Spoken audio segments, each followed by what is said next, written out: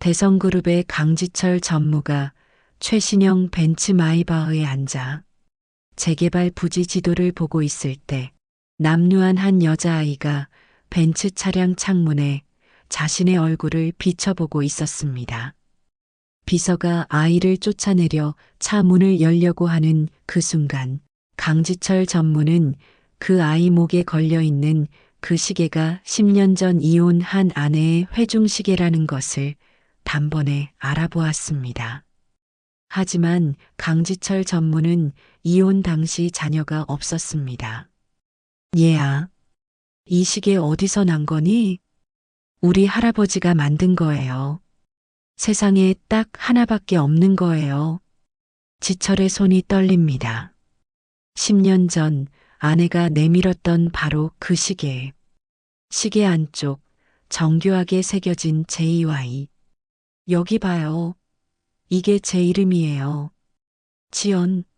아빠와 엄마 이름을 한 글자씩 따서 만든 거예요.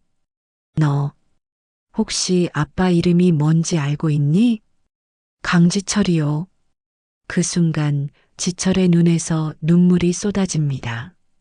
10년 동안 몰랐습니다. 자신에게 딸이 있었다는 것을. 이 이야기를 끝까지 들으시면 당신의 가정에도 잃어버린 인연이 돌아올 것입니다. 좋아요를 눌러주시면 자녀들에게 효도의 복이, 구독을 눌러주시면 가족에게 건강과 평안이 깃들 것입니다. 어디서 듣고 계신지 댓글로 알려주세요. 여러분의 응원이 더 좋은 오디오북 사연을 만드는 힘이 되고 있습니다. 모든 일의 시작은 12년 전 벚꽃잎이 흩날리던 그 봄날로 거슬러 올라갑니다. 서울 강남의 고층 빌딩 42층 대성그룹 전무실. 거대한 유리창 너머로 도시의 불빛들이 반짝이고 있었습니다. 강지철은 가죽 소파에 깊숙이 몸을 기댄 채 손에 든 와인 잔을 천천히 흔들고 있었습니다. 40대 초반의 나이에 이미 수백억 대 프로젝트를 진두지휘하는 그는 누가 봐도 성공한 사업가였습니다. 맞춤 제작한 이탈리아산 수트, 손목에 3천만 원짜리 스위스 시계, 그리고 펜트하우스 거실 한쪽 벽면을 가득 채운 와인 컬렉션. 모든 것이 완벽해 보였습니다. 사무실 문이 열리며 서유진이 들어왔습니다. 지철의 두 번째 아내인 그녀는 샴페인 병을 들고 환한 미소를 지었습니다. 여보, 축하해요.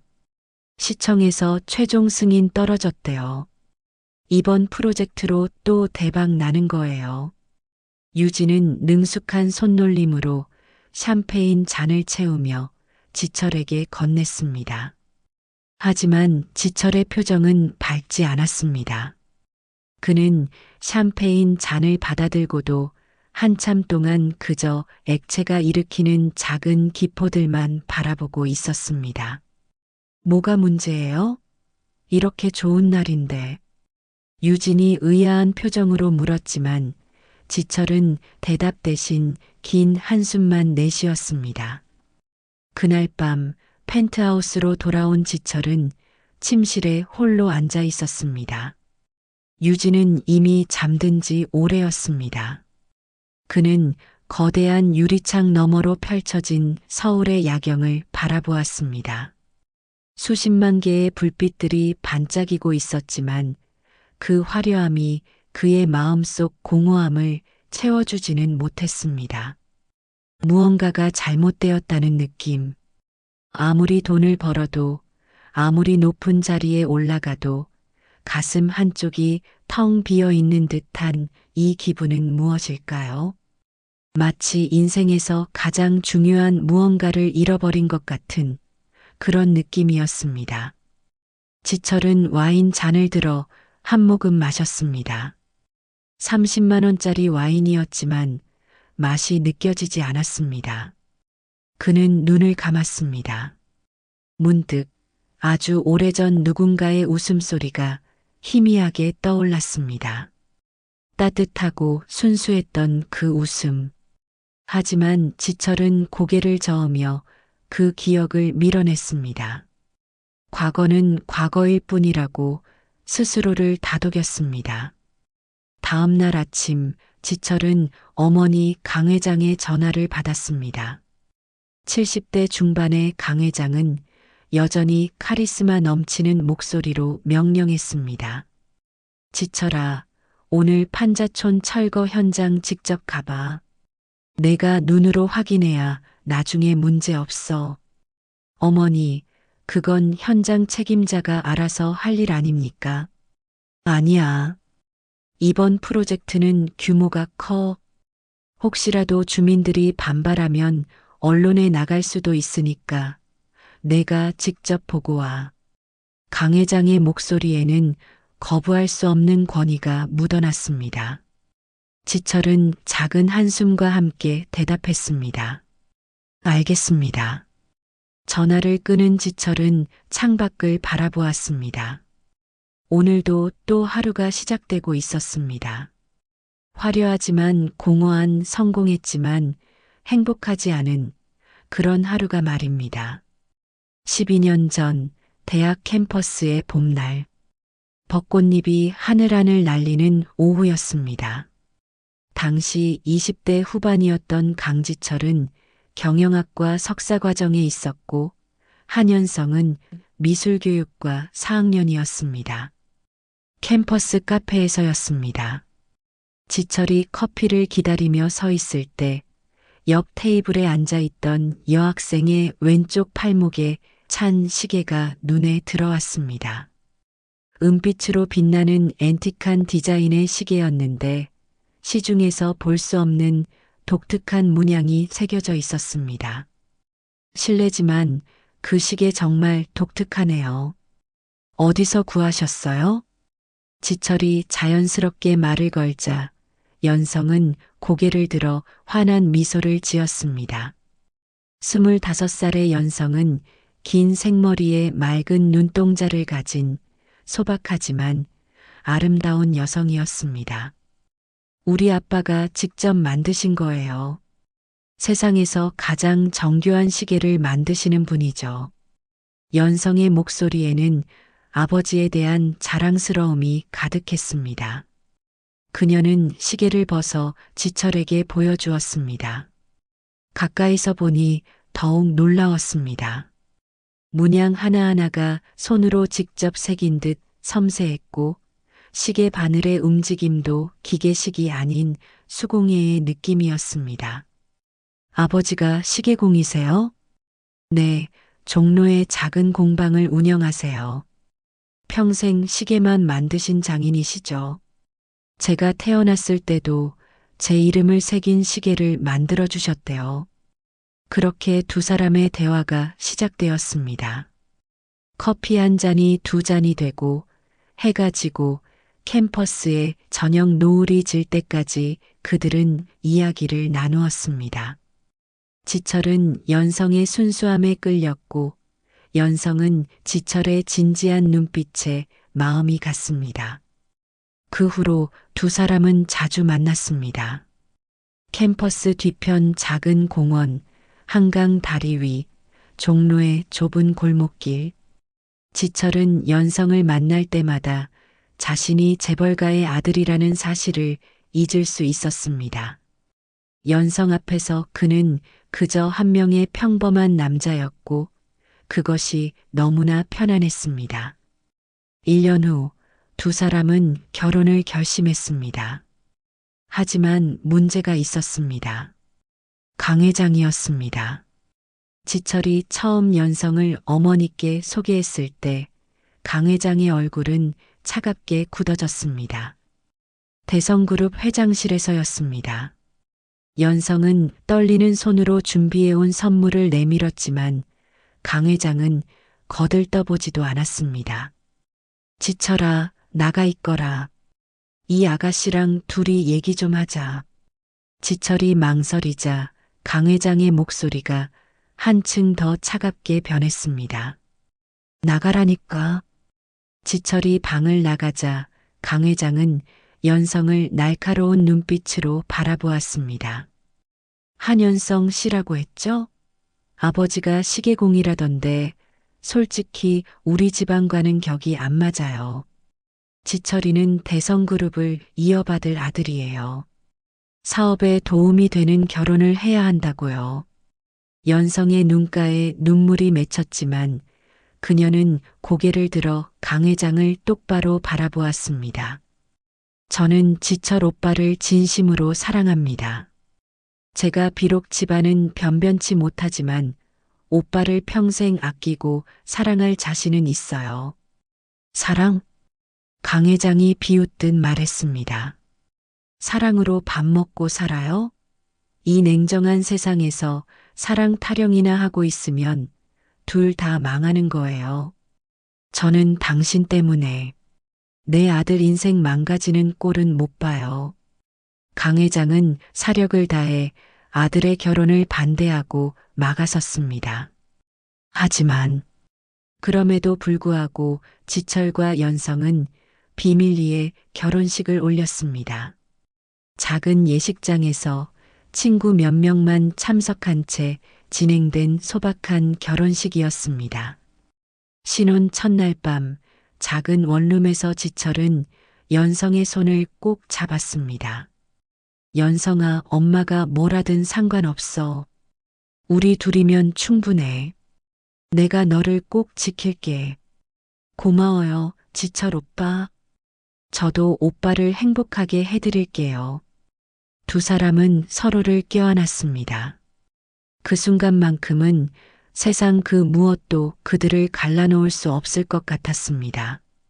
하지만 그것은 너무나 순진한 생각이었습니다.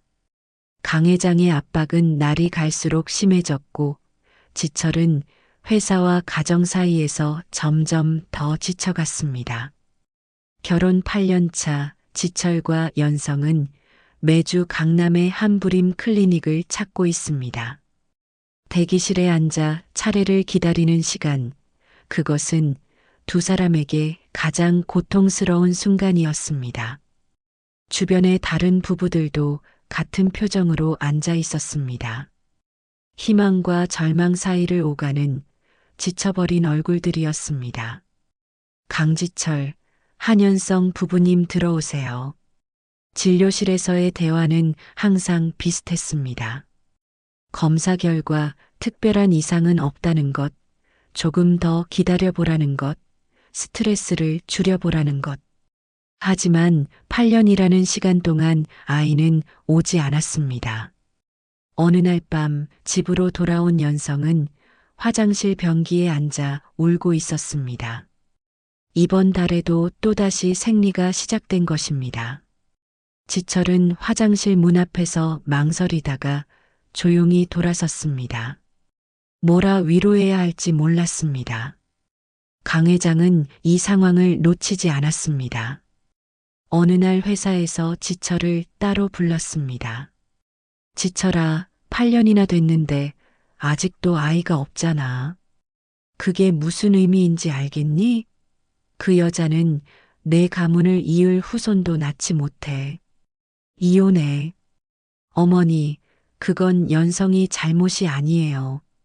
제가 문제일 수도 있고, 그럼 내가 문제라 치자. 그래도 젊고 건강한 여자랑 재혼하면 가능성이 있지 않겠어? 포기해, 지철아.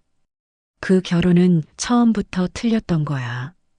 강 회장은 이때부터 치밀한 계획을 세웠습니다. 협력업체 대표의 딸인 서유진을 지철에게 의도적으로 접근시킨 것입니다. 유진은 30대 초반의 똑똑하고 세련된 여성이었습니다. 명문대 MBA 출신의 아버지의 건설회사에서 임원으로 일하고 있었습니다. 처음에는 업무상 미팅이었습니다. 하지만 강 회장의 계략으로 지철과 유진은 자주 마주치게 되었습니다. 사업상 필수적인 자리마다 유진이 배치되었고 지철은 그녀의 도움으로 프로젝트를 순조롭게 진행할 수 있었습니다. 어느 날 저녁 거래처와의 회식 자리가 있었습니다. 지철은 스트레스를 풀려는 듯 평소보다 술을 많이 마셨습니다. 집에 돌아가기 싫었습니다. 연성의 슬픈 눈빛을, 아이를 갖지 못한 죄책감을 마주하는 것이 견디기 힘들었습니다. 전무님 괜찮으세요? 제가 대리운전 불러드릴게요. 유진이 걱정스러운 표정으로 다가왔습니다. 그리고 그날 밤 술에 취한 지철과 유진은 선을 넘고 말았습니다. 이튿날 아침 호텔 침대에서 깨어난 지철은 자신이 무슨 짓을 저질렀는지 깨닫고 경악했습니다. 머리를 감싸쥐었습니다. 자기 혐오가 밀려왔습니다. 그는 최악의 인간이었습니다. 8년 동안 자신을 믿고 기다려준 아내를 배신한 것입니다. 같은 날 저녁 연성은 혼자 집에서 임신 테스트기를 들여다보고 있었습니다. 손이 떨렸습니다. 천천히, 아주 천천히 결과창에 선이 나타나기 시작했습니다. 하나, 그리고 둘. 분명한 2개의 선이 나타났습니다. 연성의 눈에서 눈물이 주르륵 흘러내렸습니다. 하지만 그것은 슬픔의 눈물이 아니었습니다. 기쁨의 눈물이었습니다. 드디어 우리 아기가 생겼어. 연성은 테스트기를 가슴에 꼭 안았습니다. 8년을 기다렸습니다. 8년이라는 긴 시간 동안 포기하지 않고 기다렸습니다. 이제 지철 오빠에게 이 기쁜 소식을 알려줘야 했습니다. 연성은 핸드폰을 들었다가 다시 내려놓았습니다. 아니에요. 이런 중요한 소식은 전화로 할 게 아니라 직접 얼굴을 보고 전해야 했습니다. 그날 밤 늦게 지철이 집에 돌아왔을 때 연성은 현관에서 그를 맞이했습니다. 하지만 지철의 옷에서 낯선 향수 냄새가 났습니다. 여자 향수였습니다. 연성의 얼굴이 창백해졌습니다. 오빠, 어디 갔다 오는 거예요? 회식이었어. 피곤하니까 먼저 씻을게. 지철은 연성의 눈을 피하며 욕실로 들어갔습니다. 연성은 그 자리에 멍하니 서 있었습니다. 가슴속에서 무언가가 무너지는 느낌이었습니다. 입술을 깨물며 눈물을 참았습니다. 아니야, 오빠를 믿어야 해. 분명 착각일 거야. 연성은 스스로 자책하며 생각했습니다. 며칠 후 연성은 산부인과를 찾아 정밀 검사를 받았습니다. 의사는 환한 미소로 확인해 주었습니다. 축하드려요. 임신 6주 차예요. 건강하게 잘 자라고 있어요. 연성은 초음파 사진을 받아들고 병원을 나섰습니다. 8월에 뜨거운 햇살이 내리쬐고 있었습니다. 이제 지철 오빠에게 말해야 했습니다. 그런데 병원 로비를 나서는 순간 연성은 익숙한 차를 발견했습니다. 강 회장이 타는 검은색 벤츠였습니다. 차창이 내려가고 운전기사가 연성을 발견했습니다. 기사는 연성이 산부인과에서 나오는 것을 똑똑히 보았습니다. 그리고 그 즉시 강 회장에게 전화를 걸었습니다. 회장님, 방금 며느님을 산부인과 앞에서 봤습니다. 전화를 받은 강 회장의 얼굴이 굳어졌습니다. 산부인과라니. 설마 임신? 강 회장은 즉시 사람을 보내 확인했고 연성의 임신 사실을 지철보다 먼저 알게 되었습니다. 강 회장의 눈빛이 차갑게 변했습니다. 이 아이가 태어나면 지철이는 절대 이혼하지 않을 거야. 지금이 마지막 기회다. 강 회장은 곧바로 전화기를 들어 누군가에게 전화를 걸었습니다. 오랜 세월 뒷일을 처리해온 사설탐정이었습니다. 내일 당장 사무실로 와. 급한 일이야. 일주일 후 강 회장의 사무실. 사설탐정 박 실장이 봉투 하나를 건넸습니다. 봉투 안에는 사진 몇 장이 들어 있었습니다. 한연성이 한 남자와 호텔 로비에 함께 들어가는 사진이었습니다. 각도와 조명이 교묘했습니다. 마치 미래를 나가는 연인처럼 보였습니다. 이 남자는 누군가? 강 회장이 물었습니다. 며느님의 대학 동창입니다.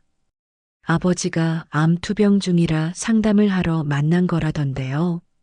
하지만 사진만 보면 그렇게 안 보이죠. 박 실장이 음흉한 미소를 지었습니다. 잘했어. 그리고 한 가지 더. 한연성 아버지, 그 시계 공방 말이야. 세무조사 들어가게 해. 그리고 횡령 혐의도 씌워. 회장님, 그 양반은 평생 성실하게 살아온 사람인데 그게 무슨 상관이야. 증거를 만들면 되지. 내가 할 수 있지? 박 실장은 잠시 망설이다가 고개를 끄덕였습니다. 돈이 되는 일이었습니다. 며칠 후 연성의 아버지 한 장인은 국세청으로부터 세무조사 통지서를 받았습니다. 그리고 곧이어 횡령 혐의로 조사를 받게 되었습니다. 물론 그것은 모두 조작된 것이었지만 70대 노인인 한 장인은 그것을 증명할 방법이 없었습니다. 연성은 급히 아버지의 공방으로 달려갔습니다. 작업대에 앉아 고개를 떨구고 있는 아버지의 모습이 너무나 초라해 보였습니다. 아버지, 무슨 일이세요? 연성아, 횡령이라니. 난 평생 그런 거 해본 적 없는데. 연성의 아버지의 눈에 눈물이 고였습니다. 평생 정직하게 살아온 그에게 횡령 혐의라는 것은 인생 전체를 부정당하는 것과 같았습니다. 바로 그날 저녁 연성은 강 회장으로부터 전화를 받았습니다. 내일 회사로 와. 둘이 할 얘기가 있어. 다음 날 강 회장은 창가에 서서 연성을 기다리고 있었습니다. 연성이 들어서자 강 회장은 뒤돌아보지도 않은 채 차갑게 말했습니다. 앉지 마. 금방 끝날 테니까. 강 회장은 책상 위의 사진 봉투를 연성에게 던졌습니다. 사진들이 바닥에 흩어졌습니다. 연성은 그 사진들을 보고 얼굴이 창백해졌습니다. 이건 변명 말거라. 증거가 있는데 무슨 변명을 해. 내가 다른 남자랑 호텔 들어가는 거 다 찍혔단다. 어머님, 이건 오해예요. 이 사람은 제 대학 동창이고 그날은 긴 말 필요 없고 당장 이혼하거라. 강 회장의 목소리가 사무실을 울렸습니다. 내 아버지도 횡령 혐의에 결려 있더구나. 성실하신 분이 그런 혐의를 받고 얼마나 상심이 크시겠니. 이제 네가 선택해야 한다.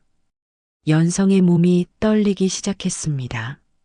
조용히 이혼해주면 내 아버지 공방 살려줄게. 횡령 혐의도 내가 없던 일로 만들어주지. 하지만 거부하면 내 아버지는 감옥에 가게 될 거다. 70이 넘은 노인이 감옥에 가면 어떻게 될지 생각해 보거라. 그리고 나오더라도 범죄자의 낙인이 평생 따라다니는 거야. 어머님, 제발. 연성이 무릎을 꿇으려 하자 강 회장이 손을 들어 제지했습니다. 아직 끝나지 않았어. 지철이한테 내가 바람피운 증거도 다 보여줄 거야. 내 뱃속의 아이가 누구 자식인지도 의심받겠지. 지철이가 널 믿어줄 것 같니? 연성의 눈이 커졌습니다. 강 회장이 벌써 임신 사실까지 알고 있다는 것에 경악했습니다. 놀랐어? 난 다 알 수 있단다. 넌 아무것도 숨길 수 없어. 그리고 한 가지 더 생각해봐. 지철이는 내 아들이야. 내가 무슨 말을 하든 이 상황에서 난 지철이가 나의 말을 믿도록 만들 수 있어. 모든 증거가 다 있는데 누가 너의 말을 믿어주겠니? 강 회장은 잠시 침묵을 지키다가 마지막 한 방을 날렸습니다. 그리고 이렇게 된 김에 솔직히 말해주마. 지철이는 이미 다른 여자와 가까워졌어.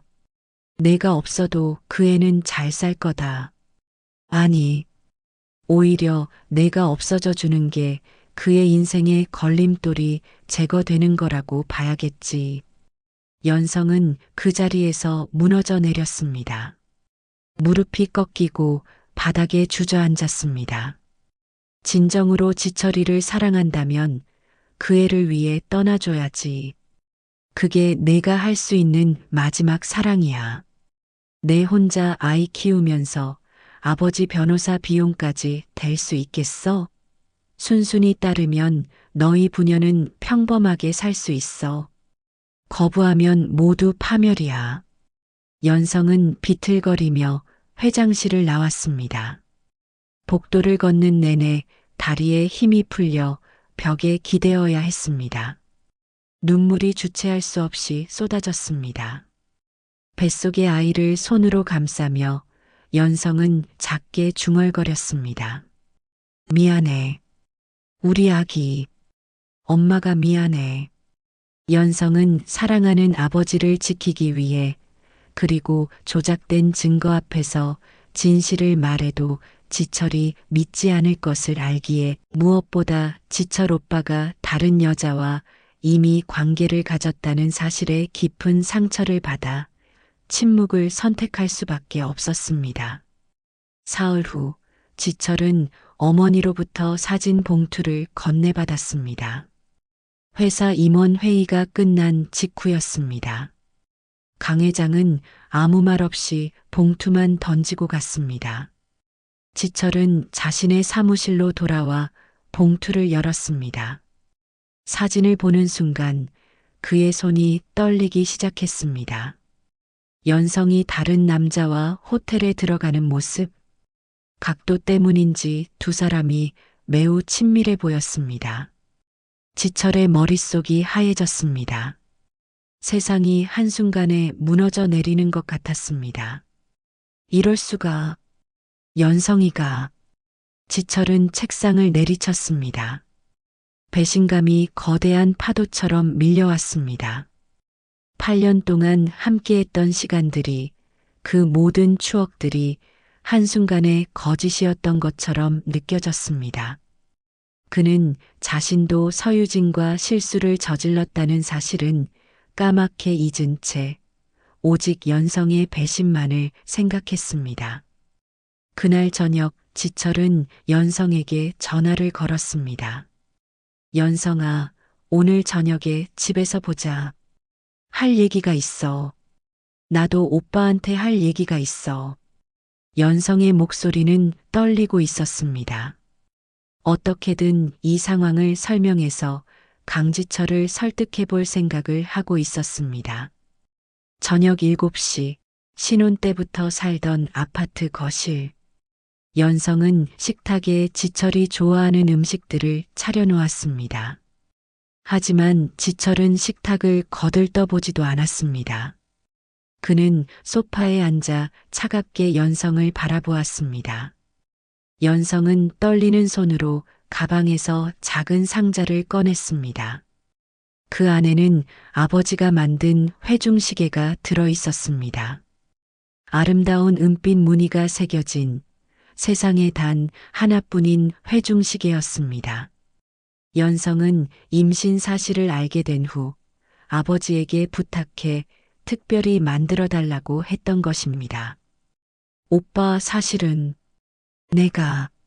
하지만 연성이 말을 끝맺기도 전에 지철이 가방에서 사진들을 꺼내 식탁 위에 던졌습니다. 사진들이 흩어지며 연성이 차려놓은 음식 위로 떨어졌습니다. 이게 뭐야? 지철의 목소리가 거실을 울렸습니다. 어떻게 이럴 수가 있어? 8년이야, 8년. 우리가 얼마나 힘들게 아이를 기다렸는데 넌 다른 남자를 만나고 있었던 거야? 연성은 사진들을 보고 얼굴이 창백해졌습니다. 그날 대학 동창을 만났던 날이었습니다. 강 회장이 이것까지 준비했다는 것을 깨달았습니다. 연성은 입술을 깨물었습니다. 진실을 말해야 할까요? 하지만 아버지가 위험합니다. 그리고 강 회장이 한 말이 떠올랐습니다. 지철 오빠는 어머니를 믿을 것이라고. 이미 다른 여자와 관계를 가졌다고.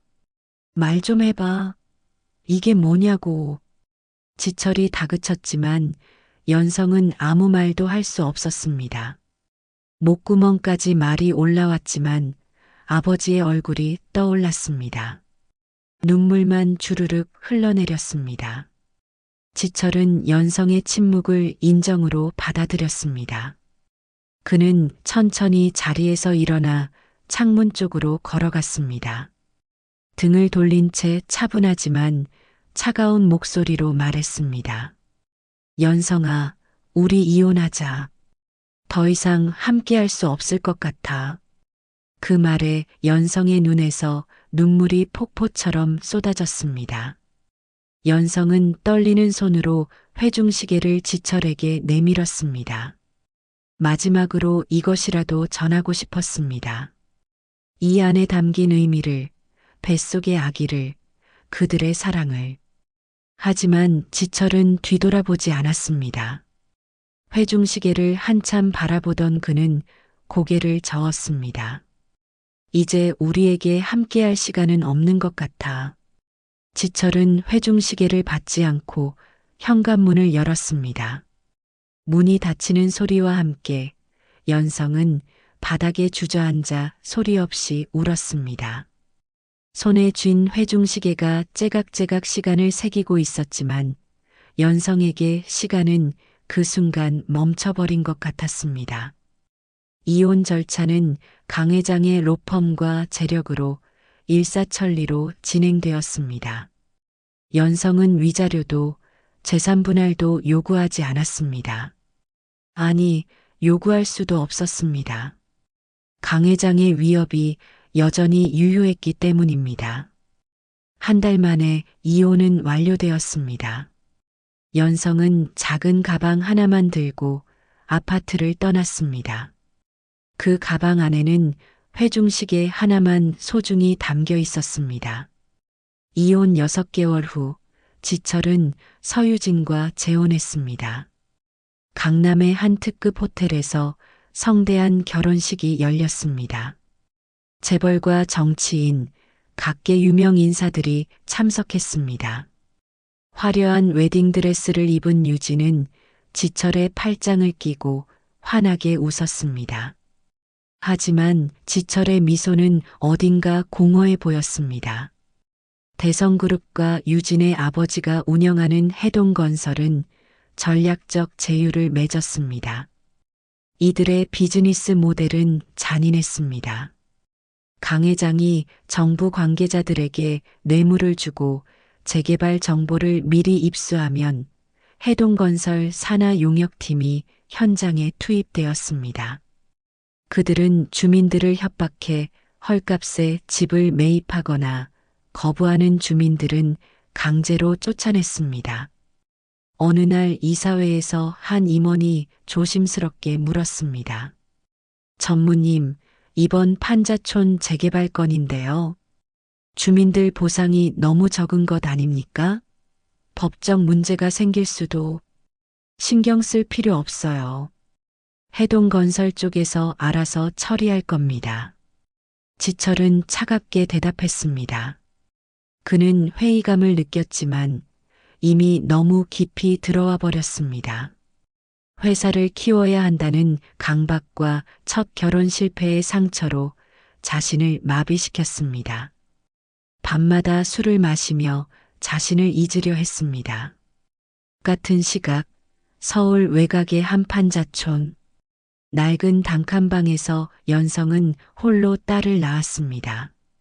산부인과에 갈 돈이 없어 동네 보건소에서 출산했습니다. 아기의 첫 울음소리를 듣는 순간 연성은 눈물을 흘렸습니다. 지연아, 우리 지연이. 아기의 이름은 지연. 지철의 지자와 연성의 연자를 따서 지은 이름이었습니다. 연성은 아기를 가슴에 안고 속삭였습니다. 미안해, 지연아. 엄마가 너한테 해줄 수 있는 게 이것밖에 없구나. 연성은 낮에는 장갑 공장에서 일했고 밤에는 식당에서 설거지를 했습니다. 하루 세 끼를 제대로 먹지 못했지만 지연이만큼은 굶기지 않으려 애썼습니다. 분유를 살 돈이 없어 자신은 굶으면서도 지연이의 분유만큼은 꼭 사왔습니다. 지연이가 5살이 되던 해 연성은 아버지가 만든 회중시계를 지연의 목에 걸어주었습니다. 작은 목걸이 형태로 개조한 것이었습니다. 지연아, 이거 봐. 이건 아빠와 엄마가 우리 지연이를 세상에서 가장 사랑한다는 증거야. 아빠요? 아빠는 어디 있어요? 새 살배기 지연이가 순진한 눈으로 물었습니다. 연성은 미소를 지으며 대답했습니다. 아빠는 하늘나라에 계셔. 하지만 지연이를 언제나 지켜보고 계실 거야. 연성은 거짓말을 할 수밖에 없었습니다. 어린아이에게 진실을 말할 수 없었습니다. 지연이는 회중시계를 만지작거리며 웃었습니다. 연성은 지연이를 꼭 껴안았습니다. 비록 가난했지만 이 아이만 있으면 세상 그 무엇도 부럽지 않았습니다. 하지만 삶은 점점 더 힘들어졌습니다. 판자촌은 재개발 예정 지역이라는 소문이 돌기 시작했고 주민들은 불안해했습니다. 10년 후 늦가을의 어느 화요일 오전 하늘은 잿빛으로 흐려 있었고 차가운 바람이 불고 있었습니다. 지철은 비서와 함께 판자촌 상단부의 공터에 차를 세웠습니다. 최신형 벤츠 마이바흐 검은 차체가 흐린 하늘 아래서 냉정하게 빛났습니다. 그는 조수석에서 태블릿을 꺼내 재개발 부지 지도를 살펴보았습니다. 이 지역 전체가 철거 대상이죠? 네, 전무님. 이번 주 금요일에 강제 철거가 예정되어 있습니다. 비서가 대답했습니다. 지철은 창밖으로 판자촌을 내려다보았습니다. 낡은 집들이 비탈진 언덕에 다닥다닥 붙어 있었습니다. 빨래가 줄에 널려 있고 아이들이 좁은 골목길에서 뛰어놀고 있었습니다. 지철은 가슴 한쪽이 답답해지는 것을 느꼈지만 곧 그 감정을 밀어냈습니다. 바로 그때였습니다. 10살쯤 되어 보이는 한 여자아이가 차 쪽으로 다가왔습니다. 낡은 티셔츠에 해진 반바지를 입은 아이는 호기심 가득한 눈으로 벤츠 차량을 구경했습니다. 아이는 차 옆면에 비친 자신의 모습을 신기한 듯 바라보며 창문에 얼굴을 가져다 댔습니다. 작은 손가락으로 차체를 조심스럽게 만지작거렸습니다. 운전석에 앉아있던 비서가 곤란한 표정을 지으며 차 문을 열려고 했습니다. 바로 그 순간 지철의 시선이 아이의 목에 걸린 무언가에 고정되었습니다. 심장이 멈춘 것 같았습니다. 아이의 목에 걸린 회중시계. 그 정교한 은빛 무늬, 독특한 문양. 지철은 그것을 알고 있었습니다. 10년 전 연성이 자신에게 내밀었던 바로 그 회중시계였습니다. 세상에 단 하나뿐인 연성의 아버지가 만든 그 회중시계. 잠깐, 지철이 외쳤지만 이미 비서는 차 문을 열고 밖으로 나갔습니다. 야, 여기서 뭐 하는 거야? 저리 가. 비서가 아이를 쫓아내려 하자 아이는 놀라 뒤로 물러섰습니다. 지철이 급하게 차에서 내렸습니다. 얘야, 얘야. 지철이 아이를 불렀지만 아이는 낯선 어른들이 무서웠는지 돌아서서 판자촌 안쪽으로 뛰어들어갔습니다. 지철은 그 뒤를 따라갔습니다. 좁은 골목길을 지나 가장 끝자락에 있는 낡은 집. 아이는 그 집 안으로 들어갔습니다. 지철은 잠시 망설이다가 조심스럽게 문을 두드렸습니다. 실례합니다. 대답이 없었습니다. 지철은 문을 천천히 열고 들어갔습니다. 방 안은 매우 좁았습니다. 깨진 창문, 낡은 이불, 녹슨 가스레인지, 그리고 구석에 웅크리고 앉아 있는 아이. 아이는 겁에 질린 눈으로 지철을 바라보고 있었습니다. 지철은 무릎을 꿇고 아이와 눈높이를 맞췄습니다. 머릿속이 복잡했습니다.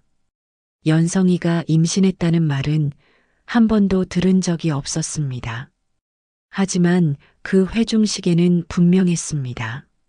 믿을 수 없다는 생각과 혼란스러움이 교차했습니다. 무서워하지 마. 나쁜 사람 아니야. 지철은 최대한 부드러운 목소리로 말했습니다. 하지만 아이는 여전히 경계하고 있었습니다. 지철은 떨리는 목소리로 물었습니다. 저기, 이 회중식에는 어디서 난 거니? 아이는 잠시 망설이다가 조심스럽게 대답했습니다. 이건 우리 할아버지가 만든 거예요. 세상에 딱 하나밖에 없는 거예요. 아이의 목소리에 자랑스러움이 묻어났습니다. 지철은 깊은 생각에 잠겼습니다. 혹시나 하는 생각이 머릿속을 가득 채웠습니다. 깊은 생각에 빠져 자신도 모르게 상투적인 말을 했습니다. 아, 그래. 정말 멋진 시계구나. 지철이 칭찬하자 아이의 긴장이 조금 풀렸습니다. 아이는 회중시계를 조심스럽게 비틀어 열었습니다. 시계 안쪽에는 정교한 조각으로 J와 E라는 이니셜이 새겨져 있었습니다. 여기 봐요. 이게 제 이름이에요. J와 E, 바로 지연이에요. 아이가 환하게 웃으며 말했습니다. 제가 세상에 왔을 때 아빠와 엄마 이름을 한 글자씩 따서 만든 이름이래요. 그리고 할아버지가 만든 이 시계를 엄마가 아빠한테 선물했었대요. 지철의 얼굴이 창백해졌습니다. 눈물이 핑 돌았습니다. 가슴속에서 무언가가 터지는 것 같았습니다. 지철, 연성, 그리고 지연. 모든 것이 맞아떨어졌습니다.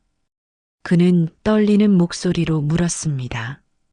그때 연성이와 나의 사이에 아이는 없었는데 어떻게 된 거지? 지철은 다시 아이에게 떨리는 목소리로 물었습니다. 너 혹시 아빠 이름이 뭔지 알고 있니? 강지철이요. 아이가 천진난만하게 대답했습니다. 지철은 그 자리에서 무너질 것 같았습니다. 심장이 터질 듯 뛰었습니다. 온몸의 피가 거꾸로 솟았습니다. 그는 눈물을 글썽이며 다시 물었습니다. 그럼 엄마 이름은 한연성이니? 아이는 눈을 동그랗게 뜨며 신기한 표정을 지었습니다. 와, 아저씨 어떻게 엄마 이름을 한 번에 맞췄어요? 신기해요. 아이가 해맑게 웃었습니다. 하지만 지철은 웃을 수 없었습니다. 그는 두 손으로 얼굴을 감쌌습니다. 눈물이 손가락 사이로 흘러내렸습니다. 10년 동안 몰랐습니다. 자신에게 딸이 있다는 것을, 연성이 임신했었다는 것을, 그리고 이 아이가 이렇게 가난하게 살고 있다는 것을. 그런데 아저씨, 왜 울어요? 지연이가 걱정스러운 표정으로 물었습니다. 지철은 눈물을 닦으며 억지로 미소를 지었습니다. 아니야, 괜찮아. 그냥 감동해서 그래. 지철은 지연이를 바라보았습니다. 아이의 눈은 연성을 닮았고 코는 자신을 닮았습니다. 의심의 여지가 없었습니다. 이 아이는 자신의 딸이었습니다. 연성이 얼마나 힘들었을까. 혼자서 아이를 낳고 10년 동안 혼자 키우며 얼마나 많은 고통을 겪었을까. 지철은 견딜 수 없었습니다. 그는 모든 과거에 대해 사죄하기 위해 연성을 찾아가기로 결심했습니다. 지연이에게 물어 연성이 일하는 곳을 알아냈습니다. 판자촌 끝자락에 있는 허름한 장갑 공장이었습니다. 다음 날 오전 최고급 벤츠 차량이 장갑 공장 입구에 들어섰습니다. 공장 직원들이 모두 고개를 돌려 차를 바라보았습니다. 이런 차는 이 동네에서 볼 수 없는 것이었습니다. 지철은 차에서 내려 공장 안으로 들어갔습니다. 고급 수트에 명품 시계를 한 그의 모습은 공장의 풍경과 너무나 대비되었습니다. 미싱 소리가 요란하게 울리는 공장 안에서 지철은 연성을 찾았습니다. 한쪽 구석, 낡은 미싱 앞에 앉아 있는 여자. 10년 전의 연성과는 너무나 달랐습니다. 야윈 얼굴, 거칠어진 손, 그리고 깊어진 주름. 하지만 그 눈빛만은 여전히 연성이었습니다. 지철은 천천히 다가가 연성 앞에 무릎을 꿇고 앉았습니다. 공장 안의 모든 시선이 그들에게 쏠렸습니다. 연성은 놀라 떨리는 손으로 미싱을 멈췄습니다. 지철 오빠. 오빠가 여기에 왜? 연성의 목소리가 떨렸습니다. 지철은 눈물을 흘리며 말했습니다. 미안해. 정말 미안해. 지연이를 만났어. 우리 딸을. 지철은 목이 메어 더 이상 말을 잇지 못했습니다. 그는 고개를 숙이고 오열했습니다. 10년 동안 쌓여온 후회와 죄책감이 한꺼번에 쏟아져 나왔습니다. 연성의 눈에서도 눈물이 흘러내렸습니다. 일어나 오빠. 여기서 이러면. 아니야, 일어날 수 없어. 내가 얼마나 큰 잘못을 저질렀는지 용서를 구하기도 너무 부족해. 연성은 지철의 팔을 잡으며 말했습니다. 밖으로 나가요, 오빠. 둘은 공장 밖으로 나왔습니다. 가을 햇살이 따스하게 비치고 있었습니다. 근처 작은 공터에 앉아 두 사람은 오랜만에 마주 보았습니다. 연성아, 왜 말하지 않았어? 임신했다는 걸. 왜? 그때는 말할 수 없었어, 오빠. 둘은 공장 밖으로 나왔습니다. 가을 햇살이 따스하게 비치고 있었습니다. 근처 작은 공터에 앉아 두 사람은 오랜만에 마주 보았습니다. 연성아, 왜 말하지 않았어? 임신했다는 걸. 왜? 말할 수 없었어요, 오빠. 연성이 조용히 대답했습니다. 그리고 천천히 10년 전의 그날 이야기를 꺼냈습니다. 강 회장의 협박, 조작된 사진, 아버지를 지키기 위한 침묵, 모든 것을 말했습니다. 지철은 그 이야기를 들으며 분노와 슬픔이 뒤섞인 감정을 느꼈습니다. 주먹을 꽉 쥐었습니다. 손톱이 손바닥에 파고들었습니다. 자신의 어머니가 사랑하는 사람을 그렇게 짓밟았다는 것에 치가 떨렸습니다. 연성아, 나 몰랐어. 정말 몰랐어. 어머니가 그런 짓을 했는지. 이젠 다 지난 일이에요, 오빠. 지연이만 잘 크면 돼요. 연성은 쓸쓸하게 웃었습니다. 하지만 지철은 받아들일 수 없었습니다. 아니야. 이대로 끝낼 수 없어. 나 이혼 당시에 정확히 무슨 일이 있었는지 제대로 알아볼게. 어머니가 한 일들을 다 밝혀낼 거야. 지철의 눈빛이 결연해졌습니다. 그는 더 이상 나약한 아들이 아니었습니다. 자신의 가족을 지키기 위해 싸울 준비가 된 남자였습니다. 그날 밤부터 지철은 조사를 시작했습니다. 먼저 당시 이혼을 담당했던 변호사를 찾아갔습니다. 변호사는 처음에는 함구했지만 지철이 거액의 돈을 제시하자 입을 열었습니다. 전무님, 사실은 당시 회장님께서 사설 탐정을 고용하셨습니다. 그리고 그 사진들은 조작된 거였군요. 네. 그리고 장인어른의 횡령 혐의도 회장님이 만든 겁니다. 변호사는 당시 내부 문서와 사설 탐정 고용 기록을 건넸습니다. 지철은 그 문서들을 보며 이를 악물었습니다. 며칠 후 지철은 해동건설의 한 내부 고발자를 만났습니다. 퇴직한 전 임원이었습니다. 그는 지철에게 충격적인 사실을 알려주었습니다. 전무님, 이번 판자촌 강제철거 명단을 보셨습니까? 한현성과 그 딸 강지연이 포함되어 있습니다. 뭐라고요? 지철의 얼굴이 창백해졌습니다. 더 충격적인 건 회장님께서 직접 지시하셨다는 겁니다. 확실하게 처리하라고요. 무슨 의미인지 아시겠습니까? 지철은 의자에 주저앉았습니다. 어머니가 며느리와 손녀의 존재 자체를 지우려 했다는 것. 단순한 반대가 아니라 살인 시도였던 것입니다. 증거가 있습니까? 녹취록과 내부 문서가 있습니다. 여기 USB에 다 담았습니다. 전 임원은 USB를 건넸습니다. 지철은 그것을 받아들고 한참 동안 말이 없었습니다. 분노와 슬픔, 배신감이 동시에 밀려왔습니다.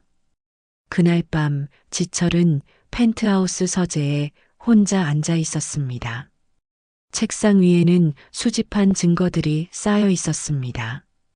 조작된 사진의 원본 파일, 강 회장이 사설 탐정에게 보낸 지시 메일, 연성 아버지 공방에 대한 허위 고발 문서, 그리고 강제 철거 지시 녹취록.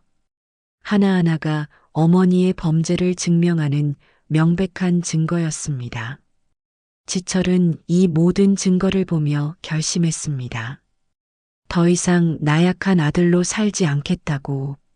자신의 가족을 사랑하는 사람들을 지키기 위해 싸우겠다고. 다음 날부터 지철은 겉으로는 평소와 같이 행동했습니다. 회사에 출근하고 회의에 참석하고 어머니와 식사를 했습니다. 하지만 비밀리에 그는 더 많은 증거를 수집하고 있었습니다. 강 회장의 비자금 조성 내역, 정부 관계자들에게 뇌물을 준 기록, 해동건설의 폭력 용역 동원 자료, 탈제 증거. 지철은 회사의 회계팀에 있는 신뢰할 수 있는 직원을 통해 조용히 자료를 모았습니다. 동시에 지철은 지연이와 연성을 안전한 곳으로 옮겼습니다. 강남의 한 오피스텔을 임대해 두 사람을 그곳에 머물게 했습니다. 연성은 처음에는 거절했지만 지철의 간곡한 부탁에 받아들였습니다. 연성아, 제발 받아줘. 지연이를 위해서라도. 곧 모든 게 해결될 거야. 고마워, 오빠.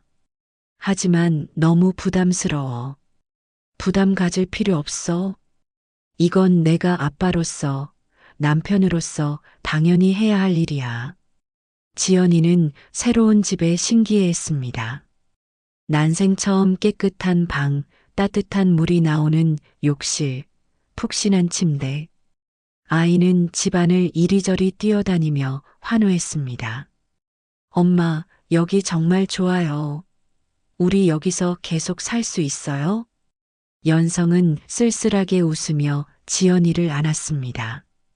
며칠 후 연성은 지연이를 조용히 앉혔습니다. 이제 진실을 말해줄 때가 되었습니다. 지연아, 엄마가 할 얘기가 있어. 무슨 얘기예요, 엄마? 저번에 우리 집에 왔던 아저씨 기억나지? 그분이 사실은. 연성은 잠시 말을 멈췄습니다. 어떻게 설명해야 할까요? 엄마가 전에 아빠는 하늘나라에 계신다고 했잖아. 아빠가 우리를 찾으러 온 거야. 이제 돌아오신 거야. 우와, 정말요? 지연이의 목소리가 떨렸습니다. 연성은 고개를 끄덕이며 지연이를 꼭 안았습니다. 지연이는 한참 동안 말이 없었습니다. 그러다가 조심스럽게 물었습니다. 그럼 저도 아빠한테 아빠라고 불러도 돼요? 연성의 눈에서 눈물이 흘러내렸습니다. 그럼 당연하지. 우리 지연이 아빠인걸. 다음 날 지철이 오피스텔을 방문했을 때 지연이는 현관에서 그를 기다리고 있었습니다. 문이 열리자 지연이는 수줍게 말했습니다. 아, 아빠. 그 한마디에 지철의 눈에서 눈물이 쏟아졌습니다. 그는 무릎을 꿇고 지연이를 꼭 안았습니다. 그래, 지연아. 미안해. 아빠가 너무 늦게 찾아왔어. 하지만 이제부터는 절대 놓지 않을게. 약속해. 지연이의 작은 목소리가 지철의 가슴을 파고들었습니다. 지철은 더 이상 참을 수 없어 소리내어 울었습니다. 연성도 옆에서 함께 눈물을 흘렸습니다. 그로부터 일주일 후 지철은 신뢰할 수 있는 검사 한 명과 접촉했습니다. 대학 동기였던 서울중앙지검 김 검사였습니다. 지철아, 이 자료들이 진짜야? 김 검사는 USB에 담긴 내용을 보며 경악했습니다. 전부 진짜야. 내가 직접 수집한 거야. 우리 어머니를 내 손으로 고발하는 거야. 미쳤구나. 내 어머니가 대성그룹 회장인데 이렇게 하면 너도 무사하지 못해. 상관없어. 더 이상 이렇게 살 수 없어. 내 가족을 지켜야 해. 김 검사는 한참 동안 지철을 바라보다가 고개를 끄덕였습니다. 알았어. 내가 돕지. 하지만 언론 플레이도 필요할 거야. 내가 신뢰하는 기자 한 명 소개해 줄게. 지철은 준비를 마쳤습니다. 그리고 결전의 날을 정했습니다. 대성그룹 이사회가 열리는 날이었습니다. 그날 아침 강 회장은 평소와 같이 이사회에 참석했습니다. 20명의 이사들이 모인 회의실. 강 회장은 의장석에 앉아 회의를 시작하려 했습니다. 바로 그때 지철이 일어섰습니다. 의장님, 그리고 이사님들.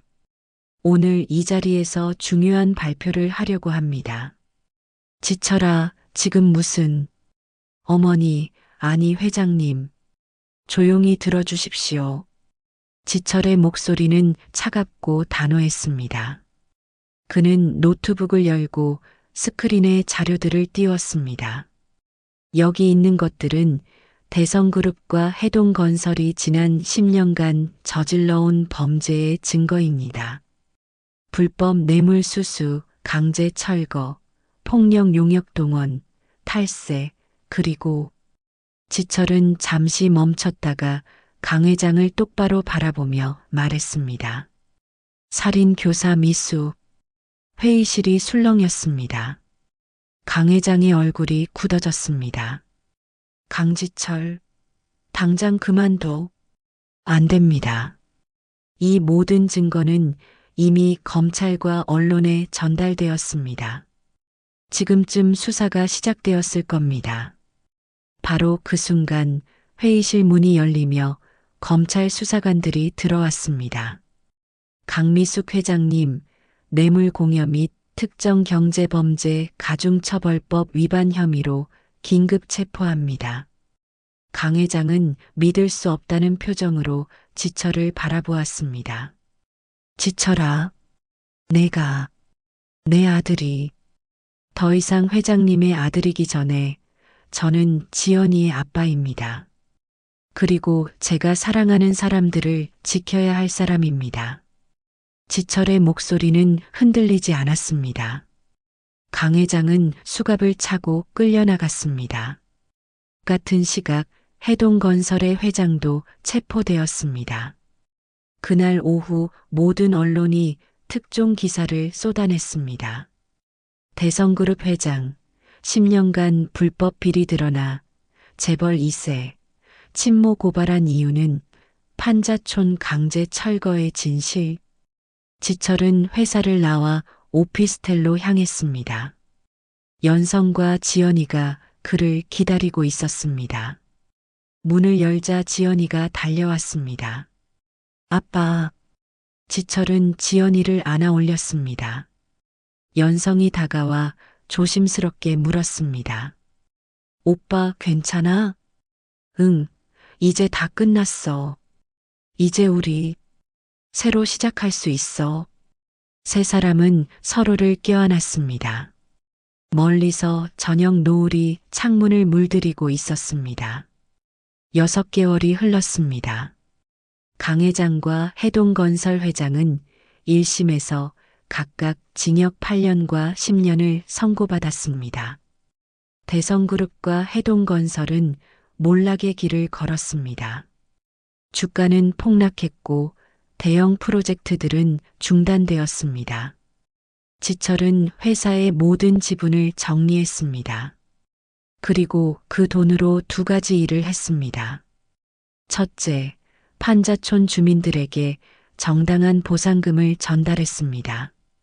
둘째, 피해를 입은 다른 재개발 지역 주민들에게도 보상했습니다. 서유진과는 합의 이혼했습니다. 유진은 담담하게 받아들였습니다. 지철은 작은 건축사무소를 차렸습니다. 다시 건축이라는 이름의 작은 사무소였습니다. 첫 프로젝트는 판자촌 주민들을 위한 공정한 재개발 주거 설계였습니다. 거대한 고층 빌딩이 아니라 사람 사는 온기가 느껴지는 아파트를 설계했습니다. 연성은 천천히 안정을 되찾았습니다. 건강도 많이 좋아졌고 얼굴에도 생기가 돌기 시작했습니다. 지연이는 근처 초등학교에 전학을 가서 친구들을 사귀기 시작했습니다. 어느 봄날 오후 세 사람은 종로의 한 골목길을 걸었습니다. 연성의 아버지가 운영하던 시계 공방이 있던 곳이었습니다. 10년 전 폐업한 그곳은 여전히 낡은 간판만 달려 있었습니다. 여기가 할아버지 공방이에요? 지연이가 신기한 듯 물었습니다. 지철은 고개를 끄덕이며 열쇠를 꺼냈습니다. 그는 이 건물을 매입해 두었습니다. 문을 열자 오래된 먼지 냄새가 났습니다. 하지만 안쪽에는 여전히 작업대와 시계 부품들이 그대로 남아 있었습니다. 연성은 작업대를 쓰다듬으며 눈물을 흘렸습니다. 아빠. 연성의 아버지는 3년 전에 돌아가셨습니다. 딸과 손녀를 한 번도 보지 못한 채 세상을 떠났습니다. 그것이 연성에게는 평생의 한이었습니다. 연성아, 여기를 다시 열자. 내 아버지의 공방을. 오빠. 지연이도 할아버지가 만든 시계를 배울 수 있게. 그리고 다른 사람들에게도 진짜 시계를 만들어주자. 연성은 고개를 끄덕였습니다. 지연이가 뛰어와 두 사람의 손을 잡았습니다. 엄마, 아빠, 저도 도와줄래요. 지연이는 목에 걸린 회중시계를 꺼내 열었습니다. 안쪽에 지연이라는 글씨가 봄 햇살에 반짝였습니다. 엄마, 아빠, 그럼 이제 시간이 다시 가는 거죠? 지철은 지연이를 안아 올리며 환하게 웃었습니다. 그래, 이제 우리 시간은 멈추지 않아. 앞으로 계속 함께 갈 거야. 연성은 지철의 손을 잡았습니다.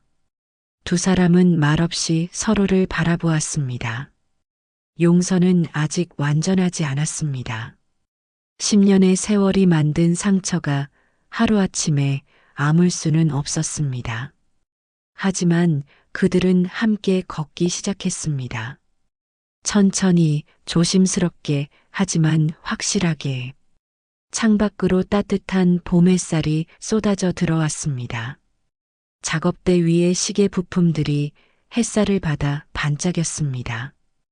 회중시계는 째각째각 다시 시간을 새기기 시작했습니다. 지철은 작업대 앞에 앉았습니다. 연성이 옆에 앉고 지연이가 두 사람 사이에 끼어들었습니다. 지철은 시계 부품 하나를 집어들며 생각했습니다. 돈과 권력으로는 살 수 없는 것들이 있다. 진짜 소중한 것은 함께하는 시간이었어. 그리고 진심으로 사랑하는 사람들. 연성은 창밖을 바라보았습니다.